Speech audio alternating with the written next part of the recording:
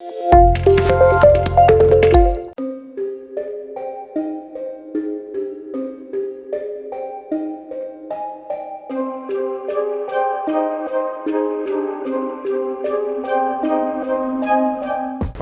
जो आडवली भागात विनयभंगाचा जो प्रकार घडला आणि त्यानंतर पोलिसांनी जी ॲक्शन घेतली, आता स्वतः तो ज्यांच्या बाबतीत हा प्रकार घडला ते स्वतः पोलीस कर्मचारी आहेत आणि अशा प्रकारच्या ह्या घटना जर वारंवार घडत असतील, कल्याण पश्चिमची घटना ताजी आहे आणि आता ही घटना जर बघितली तर असे प्रकार कुठेतरी थांबायला हवेत आणि शासनाने यावर निर्णय घ्यावा. प्रशासनाने म्हणजे जे काय पोलीस डिपार्टमेंट आहे त्यांनी निश्चित याच्यावर कडक कारवाई करावी अशी आमची मागणी होती.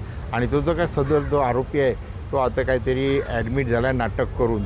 आणि जर तुम्ही CCTV फुटेज जर सगळे बघितले तर त्यानेच ह्या लोकांना मारलं आहे आणि बाकी सगळा प्रकार घृणास्पद प्रकार त्यानेच केला आहे. तर आमची आज आत्ता आम्ही जे काय PI साहेब आहेत त्यांना भेटलो, वरिष्ठ पोलीस निरीक्षकांना, आणि त्यांना सांगितलं की याच्यावर ही जी असुरक्षिततेची भावना आज नागरिकांमध्ये आहे ती कुठेतरी थांबली पाहिजे आणि आपण त्यांच्यावर कडक ॲक्शन घेतली पाहिजे आणि त्यांच्या कुटुंबियाला यातून कुठेतरी दिलासा दिला पाहिजे.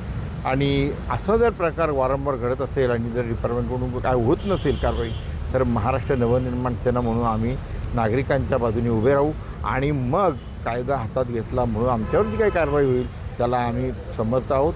निश्चितपणे आम्ही ह्या लोकांना धडा आहोत. पोलिसांनी आता त्याच्यात गुन्हा पण दाखल केला आहे, पण तो ॲडमिट करण्याचं नाटक केलं म्हणून त्याला अजून जे मराठी कुटुंबावर 324चा गुन्हा दाखल केला. त्या संदर्भात मी तर सांगितलं की तुम्ही पहिले तर त्या लोकांना म्हणजे जो करतोय तो नामानिराळा राहतो, काहीतरी नाटक करून हॉस्पिटलमध्ये ॲडमिट होतो आहे. आणि जर तुम्ही CCTV फुटेज जर बघितले असेल तर तुम्हाला निश्चितपणे कळलं असतं. आणि मी याच्या पलीकडे जाऊन सांगतो, जर असे घाणेरडे प्रकार असेल तर खरं तर आमच्या जी लोकं आहेत त्यांनी खरं तर यांना उठून मारायलाच हवे होते. पण तरीही त्या कुटुंबियांनी ते एक पोलीस डिपार्टमेंटमध्ये अधिकारी असल्याकारणाने त्यांनी तसा कायदा हातात घेतला नाही. तरी पण त्यांना अशा गोष्टीला सामोरे जावं लागतं. तर महाराष्ट्र नवनिर्माण सेना ही त्यांच्या पाठीशी भक्कमपणे उभी आहे, एवढंच मी तुम्हाला नमूद करतो.